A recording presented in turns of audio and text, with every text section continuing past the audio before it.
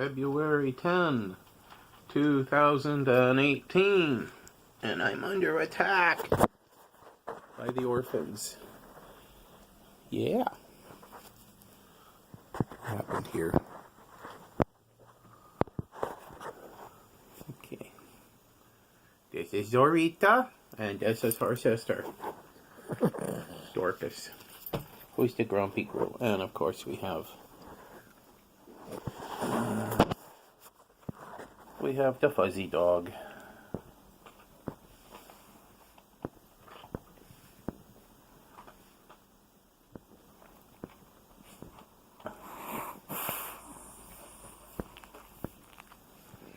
And we got the Baba Hound.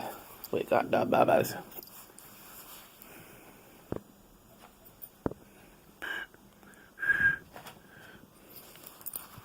What? That's a Baba. That's a sister. That's your sister down there.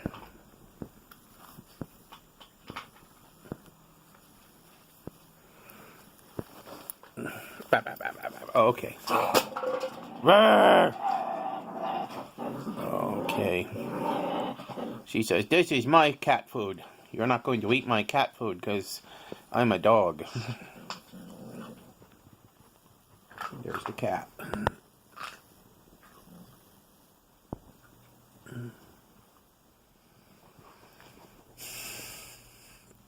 Sunday morning. Wow. It's Anubis. No, it's Apophis. So, Delight is still gone. That's why I'm calling them the orphans now.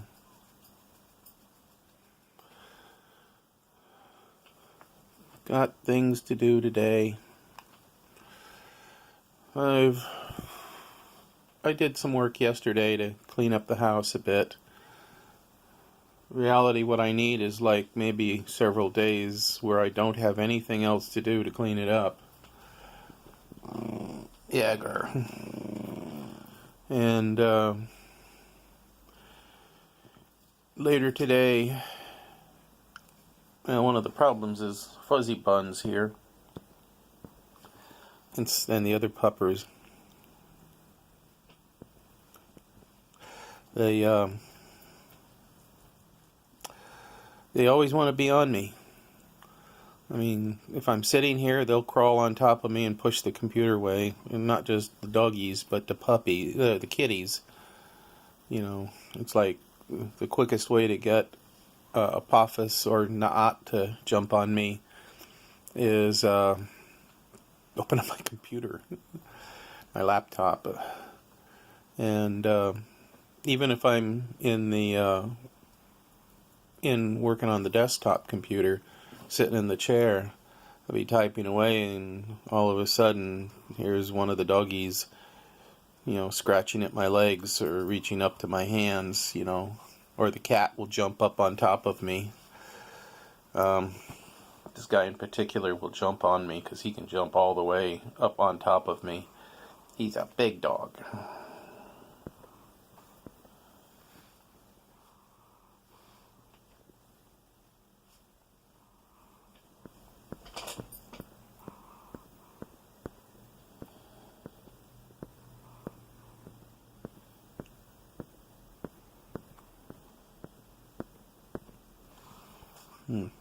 By the way, when I do those long pauses on these, I'm actually taking pictures. This cell phone this program has an option, so when I'm doing video, I can push a little virtual button here on the screen, and it takes a picture. And I like to take a sequence of pictures, like 3, 4, 5, 6, 10 pictures in a row, and that way Google will put them all together into like a mini animation, or I can just pick the best 1 or 2 out of the bunch. So yeah, I'm gonna have to today I have to finish writing an essay, 2 pages about, for my teacher application for the multi-subject credential program.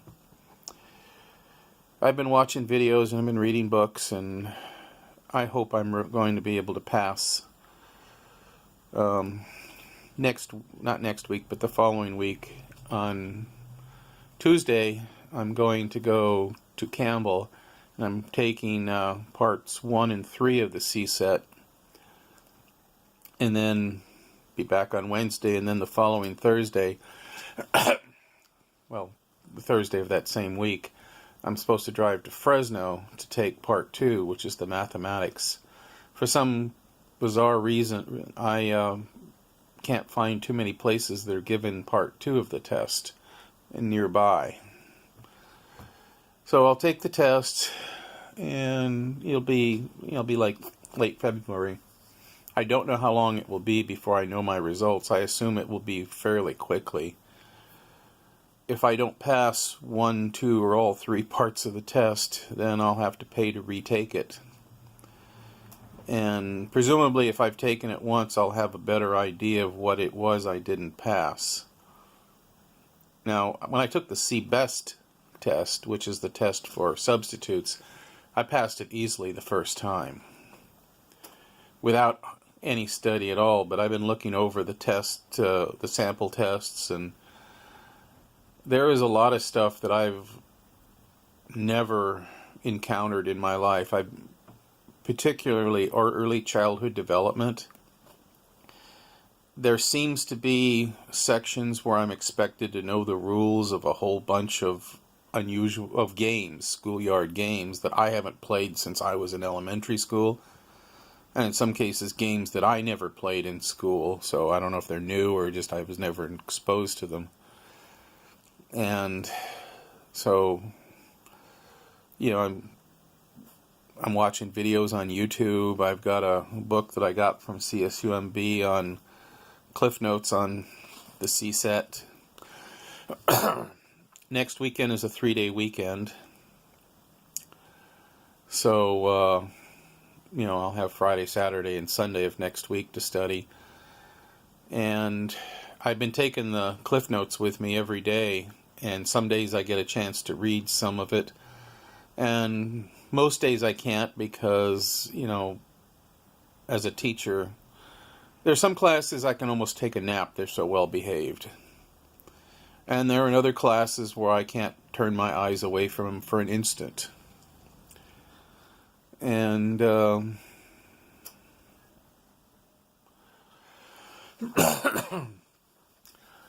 there's more of the don't turn your eyes away from them classes. And even the ones that aren't really, really bad, I still have to watch them. Because you never know, even the classes that seem to be good are suddenly going to be throwing things across the room. Friday was interesting because it was the first day at for me, a new school, La Paz Middle School, which it was in the middle of a potato field when I was a kid. Well, that area was a potato field when I was a kid. We used to go out there, that and Cesar Chavez, I used to go out there and glean the crops. And these weren't standard potatoes, they were potatoes the size of your head. So I think that they were probably not meant for like supermarkets, but they were probably for some industrial process. Maybe they went somewhere to be made into mashed potatoes or industrial French fries. I mean, when they cooked, they tasted just like regular potatoes. They were just enormous potatoes. They were literally the size of my head, and some, perhaps even larger.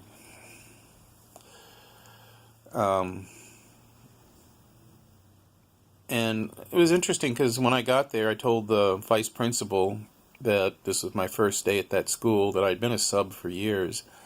She asked me, ever done middle school? Did you like middle school? I told her, well, I do everything from preschool to high school and stuff like that. I told her that I've taught kindergarten in the same kindergarten class I've been to kindergarten in. In fact, I have a kindergarten class about 2 or 3 days. Sometime this week I have a kindergarten class. Tomorrow I'm going back to La Paz.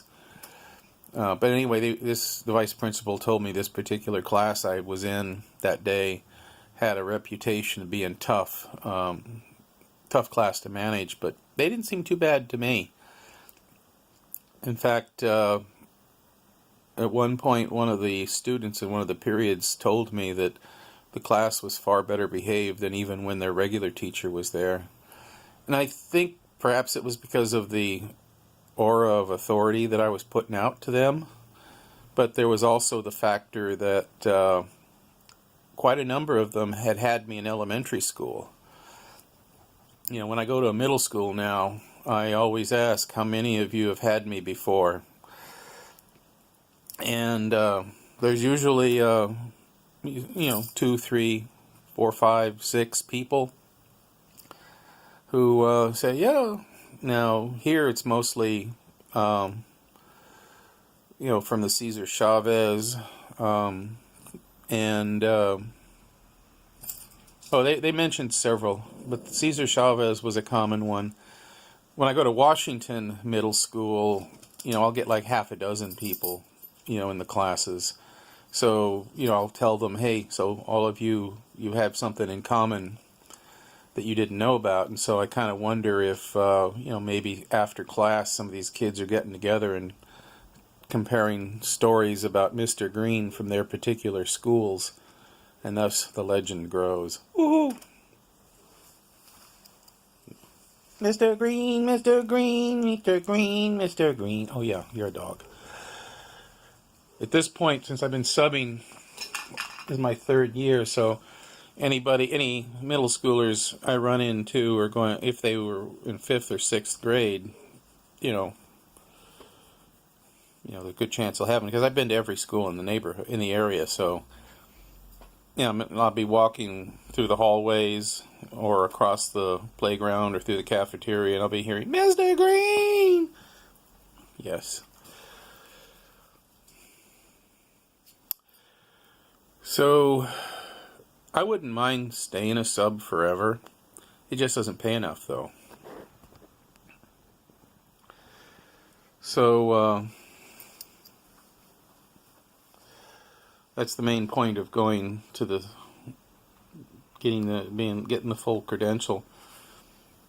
And I'm thinking maybe if I do it for a few years, and in the meantime expand on my YouTube and for the Patreon and other things, maybe 2 or 3 years of working as a full teacher, I can go back to being a sub, but not every day of the week, like maybe 2 or 3 days a week, and do the other days, do content creation, because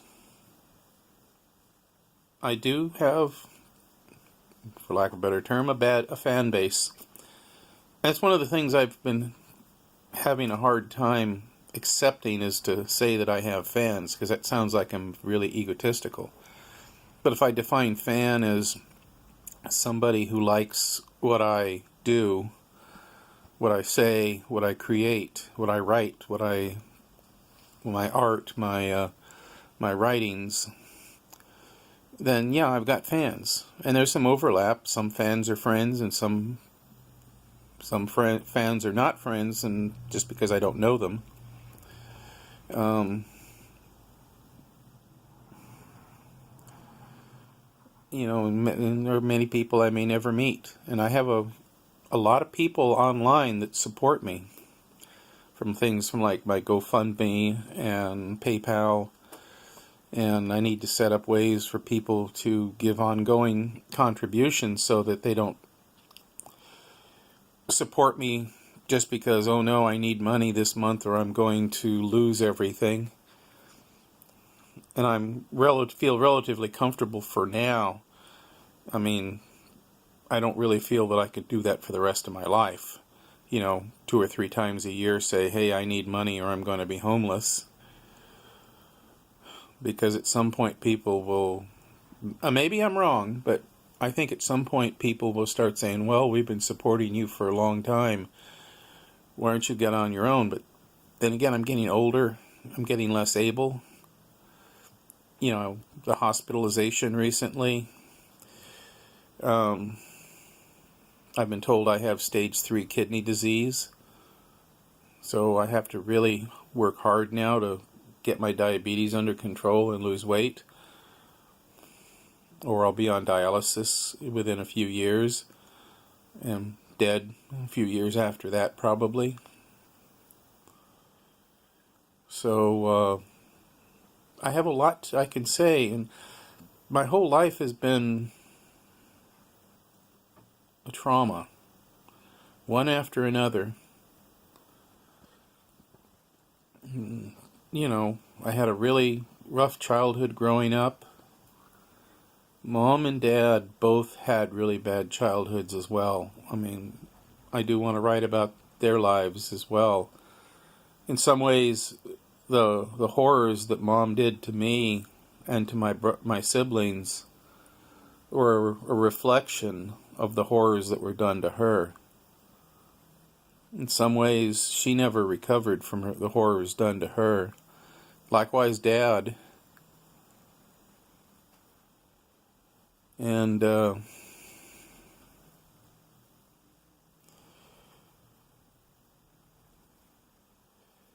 yeah, I sometimes feel guilty because, you know, I've been a reader. I've understood psychology for a long time. I've understood for a long time that my mother and my father both had psychological problems because of their upbringing. And again, this sounds like, oh, you're egotistical. You know more than your parents.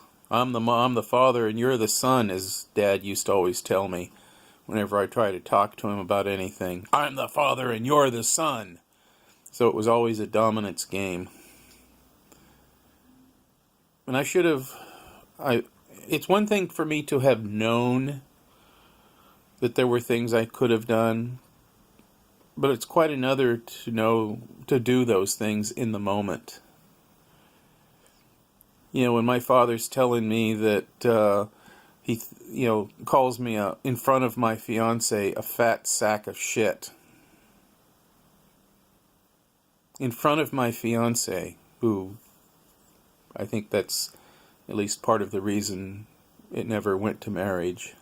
There were other reasons, but that kind of behavior of my father towards me, I think she was afraid that at some point he would start treating her that way. He never did, that I'm aware of. I recall, anyway. But I think it was only a question of time if we had actually gotten married and we had lived together for a while. Because she saw how he treated me. I'm not even going to say that's the main reason that she ended up leaving, but it was at least part of it. Yes, I'm rambling. But, you know, I have problems right now in my life. The health problems. I resigned as secretary of the Monterey County Democrats because I just can't keep it up. And also they were... when I took the position, I said I was going to do one thing, take minutes. And I was going to do the minimum minutes, as in I would only record the time and place of meeting and who made, you know, motions and what were passed, action items. But as time has gone on, people have been forgetting my conditions for taking the position, which I took because nobody else wanted it. And they've been adding on demands that, you know, that I should be recording, like, who said what to whom and what positions. And, you know, I kind of added on that, you know, when there's a volunteer for a committee, I would record that stuff. But, you know, and I'm terrible with names. So, you know, I'll be in a meeting and somebody will start talking and I'll say, what's your name? And, you know, they'll blurt the name out real fast. And usually the meetings, we hold them in one of two different places. And both of them are echoey and poor sound quality. And I've always had a problem with my hearing in that if it's allowed lots of different voices and sounds, I can have a hard time hearing and making out things. I mean, someone can talk to me and I can see their lips moving and I can hear a voice, but I can't make out what they're saying. maybe that's a common thing, but maybe it's unique to me. And then when I would ask people, I would send out minutes saying, hey, please correct the names. I'd just get emails back saying, you got it wrong! Without telling me what I got wrong or telling me how to spell it. Or I'll ask people, how do you spell that name? And they'll just get, look it up! It's like gotten more and more and more aggressive. And I just find, screw this, I don't need this. I mean, I'm still going to stay very active in the Democrats. I'm just not going to do it as a member of the e-board or as secretary. Oh, you're wondering why I'm yelling. I'm getting attacked. I'm getting attacked. Yes, I am. Don't. I don't know, maybe it's this breed of dog, but they keep using their front paws and scratching at me. It's kind of annoying to be cuddling up with one of these little monsters, and then all of a sudden, I've got a sharp claw in my eye. And I'm really worried sometimes that, one of these days I'm going to catch my eye, which is not good. So I should work on that essay. I need to finish that today because today's the 10th and the 12th, which is Tuesday, is the deadline for getting in priority registration. And so on that note, that's all.